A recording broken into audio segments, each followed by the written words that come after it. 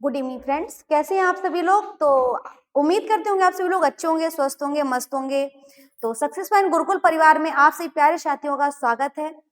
तो मैंने पिछली क्लास में आपको सेल पढ़ाया था बच्चों। क्या पढ़ाया था? सेल पढ़ा चुके थे। उसी के आगे आज कंटिन्यू करते हैं कि सेल के बारे में हम लोग prokaryotic cell and eukaryotic cell आज स्टडी करेंगे। क्या स्टडी करेंगे बच्चों? जो हमारी प्रोकैरियोटिक सेल है एंड यूकैरियोटिक सेल है, इनमें डिफरेंस क्या होता है, इसमें किस प्रकार की झिल्ली पाई जाती है, किस प्रकार की झिल्ली नहीं पाई जाती है। तो सबसे पहले हम लोग आज यही स्टडी करेंगे कि प्रोकैरियोटिक सेल और यूकैरियोटिक सेल में अंतर या difference between prokaryotic and eukaryotic. ठीक है बच्चों, तो क्या पढ़ेंगे? Prokaryotic prokaryotic and eukaryotic. Eukaryotic में अंतर क्या पढ़ेंगे बच्चों? अंतर। ठीक है, तो प्रोकैरियोटिक सेल कैसी होती है एंड यूकैरियोटिक सेल कैसी होती है। जो प्रोकैरियोटिक सेल होती है ना, ये आकार में छोटी होती है। कैसी होती है बच्चों? जो प्रोकैरियोटिक सेल होती है ये आकार में छोटी होती है। मगर यूकैरियोटिक सेल कैसी होती है? तो इनका आकार कैसा होता है बच्चों? ये आकार में बड़ी होती है। पहला अंतर, आपका सबसे पहला अंतर यही है कि प्रोकैरियोटिक छोटी होती है, यूकैरियोटिक बड़ी होती है। तो प्रोकैरियोटिक कैसी होती है? ये आकार में छोटी होती है। कैसी होती है बच्चों? ये आकार में छोटी होती है ना। अब यूकैरियोटिक की बात क्या करते हैं? तो ये आकार में बड़ी होती है। कैसी होती है बच्चों? ये आकार में बड़ी होती है। अब इसमें ये देखेंगे कि इसमें केंद्रक झिल्ली अनुपस्थित होती है और इसमें केंद्रक झिल्ली उपस्थित होती है। तो इसमें केंद्रक झिल्ली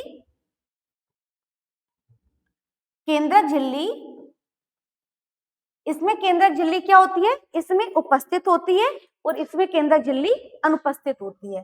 इसमें केंद्रक झिल्ली उपस्थित होती है, उपस्थित, और इसमें अनुपस्थित। केंद्रक झिल्ली अनुपस्थित। ठीक है बच्चों, अब ये बताओ, ये आप इसमें केंद्रक झिल्ली अनुपस्थित होती है, इसमें केंद्रक झिल्ली उपस्थित होती है।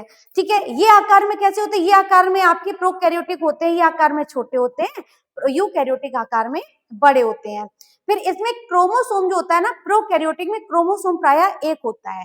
कितना होता है? इसमें क्रोमोसोम की संख्या एक होती है और इसमें क्रोमोसोम प्रायः एक से अधिक होती है। तो इसमें जो होते हैं ना क्रोमोसोम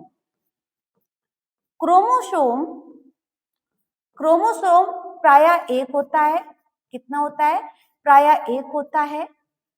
और इसमें क्या होता है? इसमें एक से अधिक होते हैं। क्या होते हैं बच्चों? इसमें जो क्रोमोसोम होते हैं बच्चों, वो एक से अधिक होते हैं। इसमें क्या होता है? प्रोकैरियोटिक में कोई अंग नहीं होते हैं। क्या नहीं होते? इसमें कोई ऑर्गन सिस्टम नहीं होता है। तो इसमें कोई अंग नहीं होता है, अंग नहीं होता है, इसमें कोई अंग नहीं होते हैं। अच्छा, बात करते हैं यूकैरियोटिक की।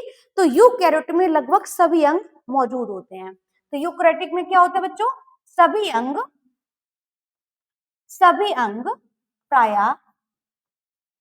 अंग प्रायः मौजूद होते हैं। कैसे होते हैं बच्चों? मौजूद होते हैं। इसमें सभी अंग मौजूद होते हैं, सभी अंग पूर्णतः बन चुके होते हैं। इसमें क्या होता है? इसमें प्रकाश संश्लेषण वाले जीवों में क्लोरोफिल झिल्लीदार पुट्टिका के साथ होता है। जो क्लोरोफिल होता है ना, जो प्रकाश संश्लेषण होता है, जो प्रकाश संश्लेषण वाले जीव होते हैं, वो क्या होते हैं? आपको पता है प्रकाश संश्लेषण वाले जीव क्या होते हैं भैया? कोई पेड़ पौधे होते हैं। तो पेड़ पौधों में क्या पाया जाता है? प्रायः क्लोरोफिल पाया जाता है। क्या पाया जाता है? क्लोरोफिल पाया जाता है। जो क्लोरोफिल आपके समाहित होता है वो किसमें होता है? झिल्लीदार पुट्टिकाओं के साथ होता है। यानी कि जो पत्तियां भी होती है ना, उसमें झिल्ली होती है। क्या होती है बच्चों? उसमें भी झिल्ली होती है। तो प्रकाश संश्लेषण वाले जीवों में प्रायः क्लोरोफिल क्या होता है? झिल्लीदार पुट्टिका के साथ होता है। इसमें क्लोरोफिल कैसे होता है? क्लोरोफिल प्रायः प्रकाश संश्लेषण क्या होता है बच्चों? प्रकाश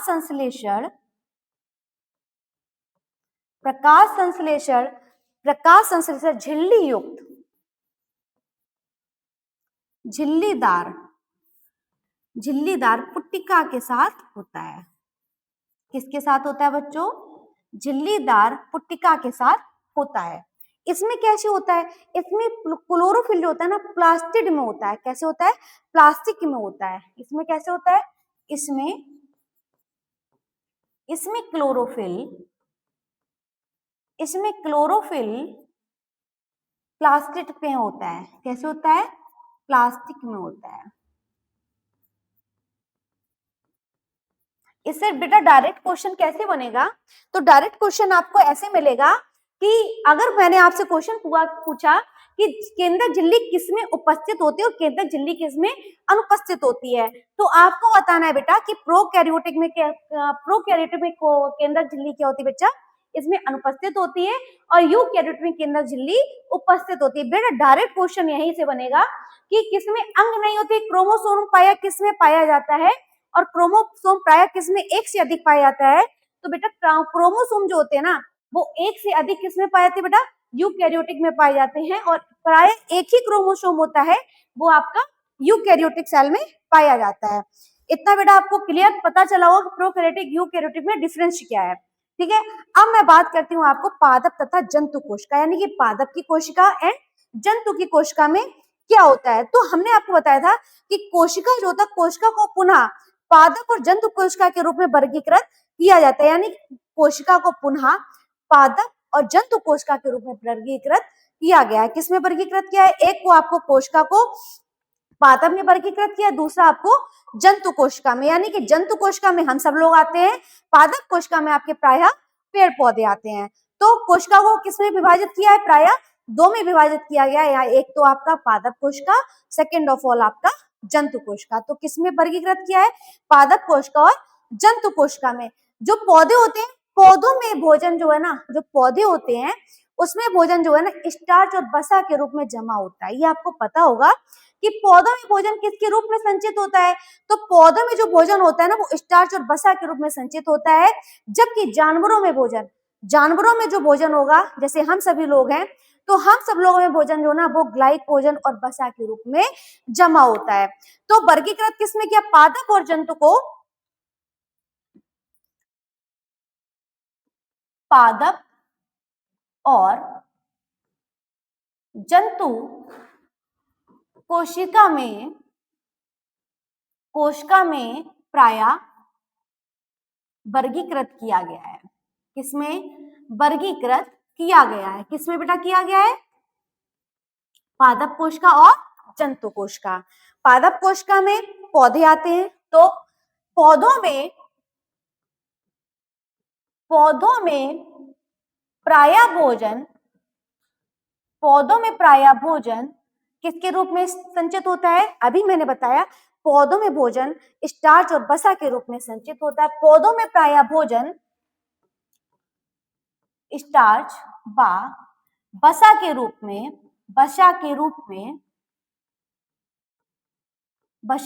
में संचित होता है, जबकि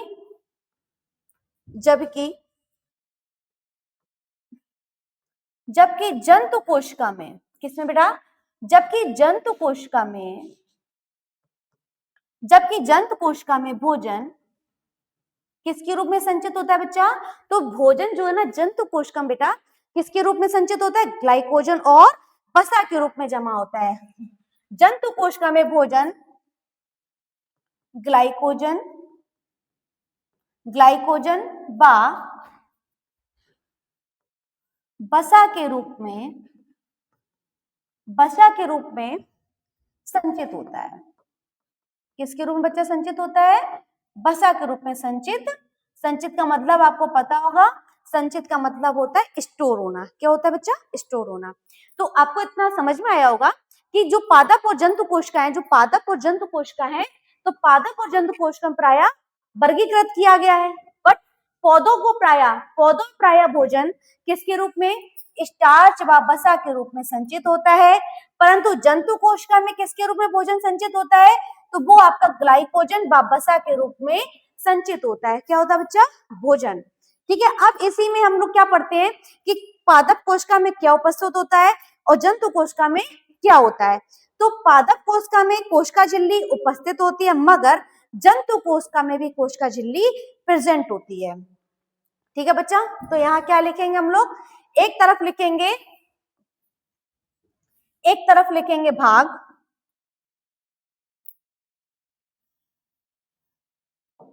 एक तरफ लिखेंगे बच्चा भाग, ठीक है, एक तरफ मैंने क्या लिख दिया भाग, भाग के दूसरी तरफ हम लोग लिखेंगे पादप कोशिका यानी कि प्लांट सेल।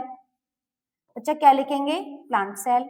सेकंड तरफ क्या लिखेंगे आपका, एनिमल सेल। एनिमल सेल को हम लोग जंतु कोशिका बोलते हैं। क्या बोलेंगे बच्चा, जंतु कोशिका। आपको पता होगा कि प्लांट सेल को हम लोग पादप कोशिका बोलेंगे। क्या बोलेंगे बच्चा, पादप कोशिका।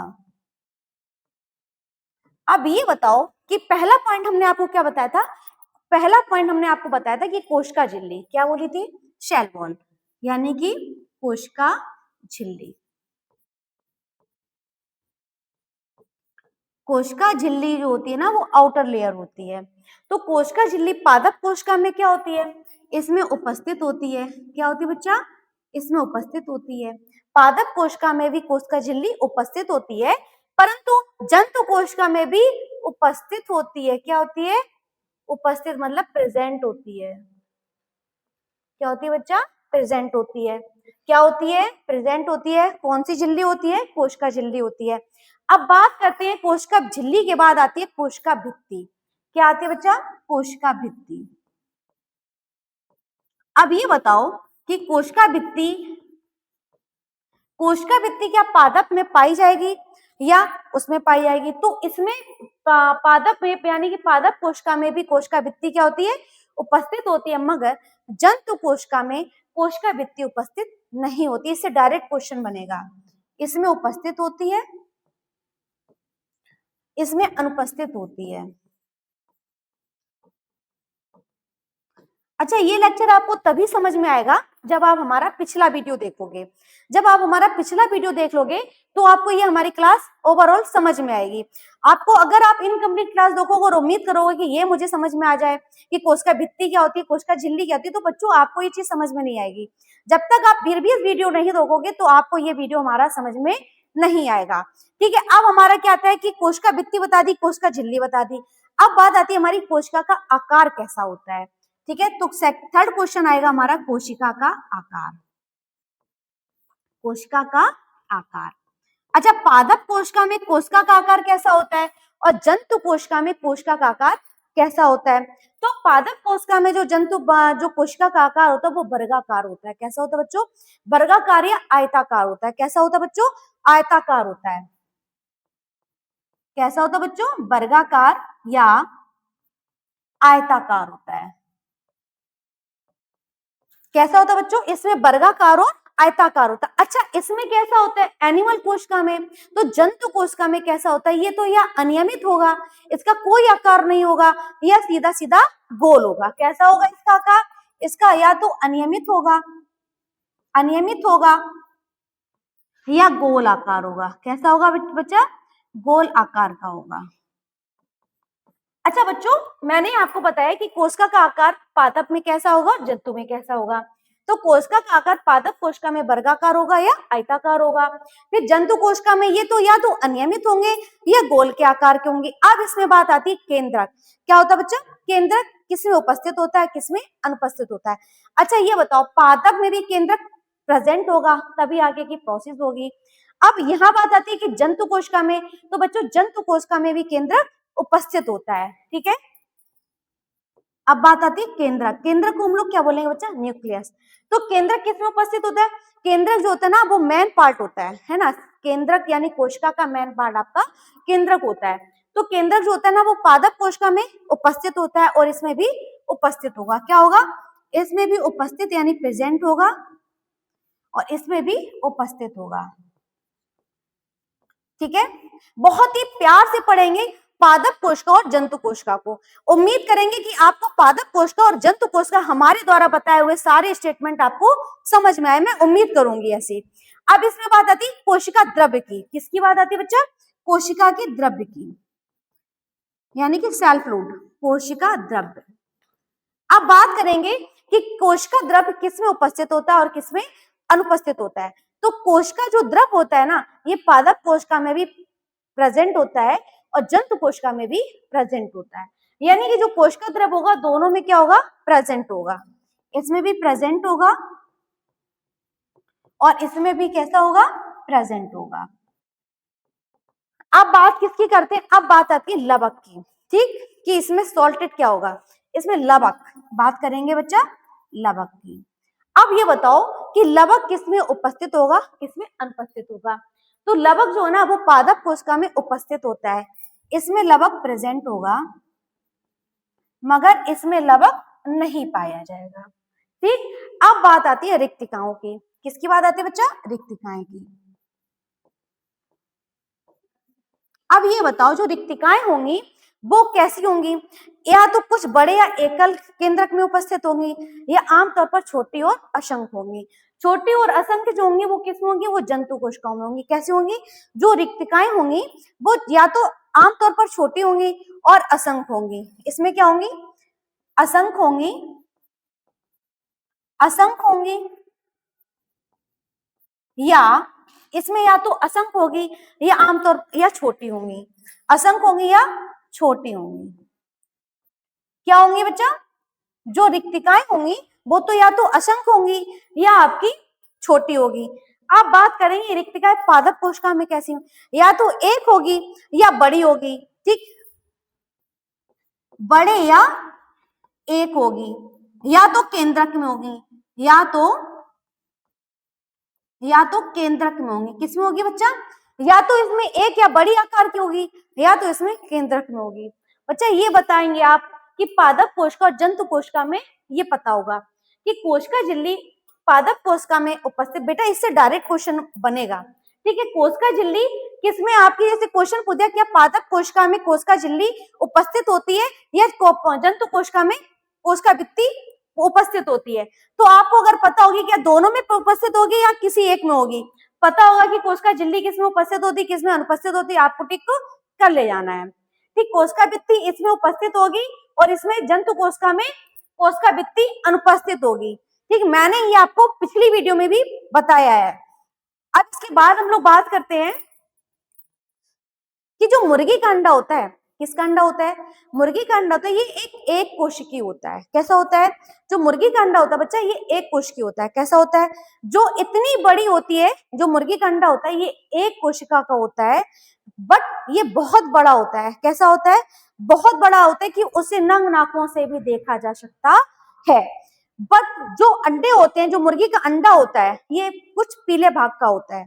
कैसा होता है, मुर्गी का अंडा जो होता है उसके जो अंदर होता है पार्ट, उसको हम लोग क्या बोलेंगे, उसे जर्दी कहा जाता है। क्या कहा जाता है, जो पीला भाग होता है उसको हम लोग क्या कहेंगे, जर्दी कहेंगे। ये एकल कोशिका का भाग होता है। किसका भाग होता है बच्चों, ये एकल कोशिका का भाग होता है। तो मुर्गी का अंडा है वो एक एकल कोशिका होती है, मुर्गी का अंडा एक एकल कोशिका होती है। मुर्गी का अंडा एकल कोशिका का, एकल मुर्गी का अंडा एकल कोशिका का होता है। कैसा होता है बच्चों, एकल कोशिका का होता है, जो इतनी बड़ी होती है। कैसी होती है, जो इतनी बड़ी होती है, क्या बड़ी होती है, कोशिका जो इतनी बड़ी होती है उसे हम नग्न आंखों से भी देख सकते हैं, उसे हम नग्न आंखों से भी, उसे हम नग्न आंखों से भी देख सकते हैं। फिर क्या बताएंगे इसमें, ये इसका जो अंडा होता है, अंडे का पीला भाग, अंडे का पीला भाग, अंडे का पीला भाग जिसे जिसे जर्दी जर्दी कहा जाता है। क्या बोला जाता है बच्चों, जिसे जर्दी कहा जाता है। फिर एकल कोशिका का भाग होता है, ये ये एकल ये एकल कोशिका का भाग होता है। ये एकल कोशिका का भाग होता है। अब बात करते हैं कि जो मानव तंत्रिका कोशिका होती है, क्या होती है? जो मानव तंत्रिका कोशिका होती है इसको बोलते हैं नर्व सेल। जो मानव तंत्रिका कोशिका होती है वो सबसे लंबी जंतु कोशिका है।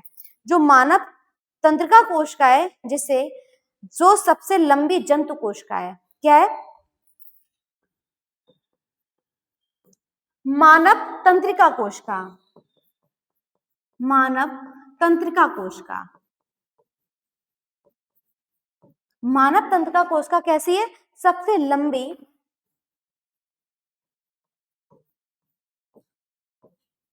लंबी जंतु कोशिका है। कैसी है? यहां से एक प्रश्न पूछें कि ये डायरेक्ट क्वेश्चन पूछा जाएगा कि सबसे लंबी जंतु कोशिका कौन सी है, तो आपको पता होगा तो आप तुरंत बताओगे मानव तंत्रिका कोशिका सबसे लंबी जंतु कोशिका है। एनिमल सेल की सबसे लंबी कोशिका तंत्रिका कोशिका है, जिसे नर्व सेल भी कहेंगे। तो यह शरीर के अंगों, ये इसका काम क्या है? अच्छा, ये तंत्रिका कोशिका है ना, इसका काम क्या होता है? तो तंत्रिका कोशिका का वर्ग है हमारा, तंत्रिका कोशिका शरीर के अंगों को शरीर के अंगों को क्या करती है? नियंत्रित करती है। क्या करती है बच्चों? नियंत्रित करती है। आपको पता होगा अगर प्रश्न पूछ दिया जाए कि मानव शरीर के अंगों को कौन नियंत्रित करता है, तो आपको तुरंत आंसर बताना है कि मानव शरीर के अंगों को हमारी तंत्रिका कोशिका नियंत्रित करती है। कौन करती है भैया? नियंत्रित करती है। ठीक है, अब बात आती है कोशिकाओं की संख्या, नंबर ऑफ सेल। कोशिकाओं की संख्या कितनी होती है? एक आपके बहुकोशिकीय होते हैं, एक आपके एक कोशिकीय होते हैं। तो नंबर ऑफ सेल के बारे में अगर बात करेंगे, क्या बात करेंगे? कोशिका नंबर ऑफ सेल यानी कोशिका की संख्या, नंबर ऑफ सेल यानी कि कोशिकाओं की संख्या, कोशिकाओं की संख्या। अच्छा ये बताओ कोशिकाओं की कितनी संख्या होती है? एक तो आपके मल्टी सेलुलर होते हैं, मल्टी तो जिसे बहुकोशिकीय कहेंगे। कोशिकाओं की संख्या कितनी होती है? एक आपकी एक कोशिकीय होती है। कितनी होती है? एक आपकी एक कोशिकीय होती है। एक कोशिकीय को क्या बोलेंगे? यूनिसेलुलर बोलेंगे। क्या बोलेंगे बच्चों? Unicellular, unicellular. अच्छा बहुकोशिकीय को क्या बोलेंगे? एक आपकी होगी बहुकोशिकीय। कौन सी होगी बच्चों? बहुकोशिकीय, जिसको बोलेंगे मल्टी सेलुलर। क्या बोलेंगे? Multi cellular. अच्छा ये बताओ कि एक कोशिकीय क्या होंगे और बहुकोशिकीय क्या होंगे? एक कोशिकीय उसको कहेंगे जो एक कोशिका से बने होते हैं। जो सेल एक कोशिका से मिलकर बनती है,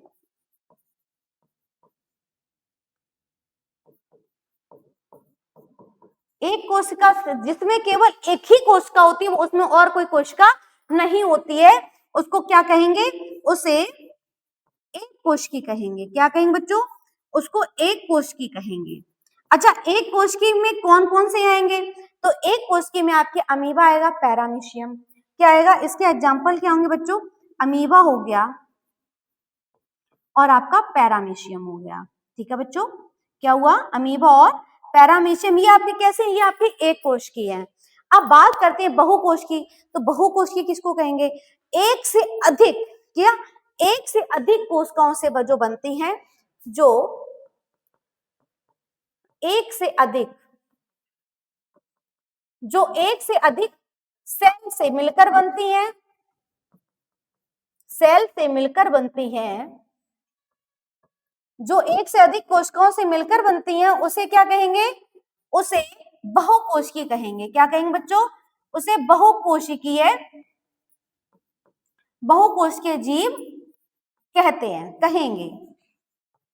ठीक है, अब इसमें आपको क्या बोलेंगे? इसके एग्जाम्पल क्या होंगे? तो इसके एग्जाम्पल हो जाएंगे आपके, क्या होंगे? जैसे मनुष्य हो गया, क्या हुआ? मनुष्य हो गया, जीव हो गया, ठीक है, पादप हो गया, ठीक, जैसे मनुष्य एंड पादप, ठीक, ये इसके एग्जाम्पल होंगे। क्या होंगे बच्चों? ये पादप और मनुष्य आपके किस में जाएंगे? ये आपके बहुकोष्ठी में जाएंगे, ठीक है। अब अगर कोई आपसे पूछे कि मनुष्य किस प्रजाति में आएंगे, तो आपको बताना पड़ेगा कि मनुष्य जो है ना वो मल्टी सेलुलर ऑर्गेनिज्म है, यानी कि ये आपके बहुकोशिकीय से मिलकर बने हैं, इनको हम लोग बहुकोशिकीय जीव कहते हैं। धन्यवाद मित्रों। अगर आपको हमारी क्लास हेल्पफुल लगे तो चैनल को शेयर करना, सब्सक्राइब करना, वीडियो को लाइक करना। Thank you.